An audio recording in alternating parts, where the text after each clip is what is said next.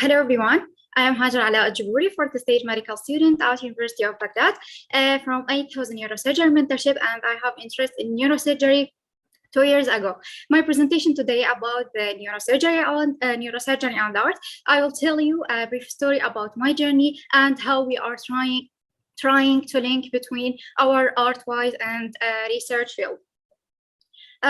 First of all, I'm not an artist. I just draw something that came in my mind until one day Dr. Samer asked in the group if anyone can do a small sketch about some article. Actually, in myself, I had a lot of doubt because I didn't make this before. But fortunately, I really hate losing chances, so I quickly sent to Dr. Samer. Yes, Dr. Me. He told me about the details of the article and details of the sketch. And this was the first sketch in the journey of neurosurgery. I really didn't expect how it will be like and how Dr. Samer will love it. And this sketch was published in the article of the orbitofrontal artery in the SNI journal. I really want to conduct my feelings in that day. It was the first publication in my life in the second stage. After that, I got the chance to draw this drawing about the stent devices for the chapter in the neurosurgery book. And after approximately 1 year, the chapter published, and this was the first book for me in the journey of neurosurgery. Really moment of brightness and big opportunity for me in the third stage to publish a neurosurgery book. After that, I did some sketches just to increase the quality and level of my drawings. And now I think your feelings is every sketch just take a few hours to finish, but behind the scene I will show you what happened and how big is the discussion before each sketch, how big is the time and effort. I will show you 3 examples about my most challenging drawing because I did it in the period of my last final and I really feel proud whenever I see it. The first one, 2 months ago, we had to draw a small sketch about the pre-sigmoid approach. Unfortunately, the sketch for this article isn't clear in the Google pictures, and we had to rely on our imaginations and cadaveric videos just. Dr. Samer did a meeting with me and discussed about the topic in the cadaveric videos that he did in the lab and sent me the files about the topic to read. After that, I did a small lecture for me just to study the topic and know all details about it. In myself, I had a lot of doubt about this because it was very difficult and challenging to conduct a real picture into a small sketch. This was the initial draft. It had a lot of mistakes and a lot of edits. We did, I think 30 discussion about this, and the first edit was to remove the retractor and magnify the last 2 pictures and correct the mistakes and arrange the pictures. And finally, this was the final draft for this. So now it's the time to conduct this picture into real sketch.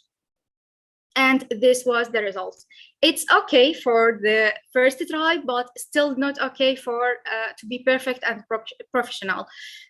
So we conduct into more professional, and this was the final result. Just see the difference between the first one and the last one.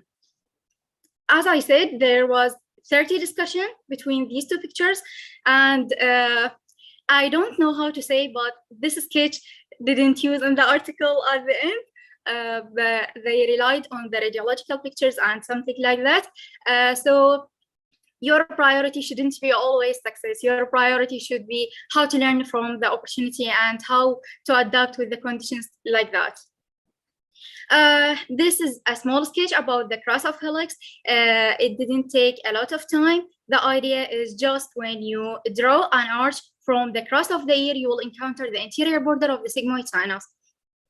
The challenge in this drawing is how you will put the position of the sigmoid sinus to conduct a precise idea about the topic. And this was the article for it. Now I have some pictures just to see the difference between the first and last picture. This was about the classification, more classification about the intracranial stenosis.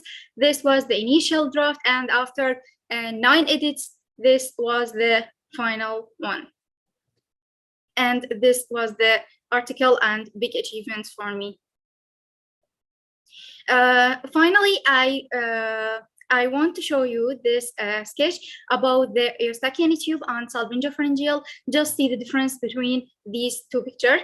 There is a lot of maze here in the picture. You cannot focus on the topic that you'll talk about. And after 3 edits approximately, this was the final results. How art improves my scientific wise. Behind each sketch, I have to study a lot about the topic to be more concise, to be more precise in the drawing. So this, I think, obligated me to study more about the topics and know all details about it.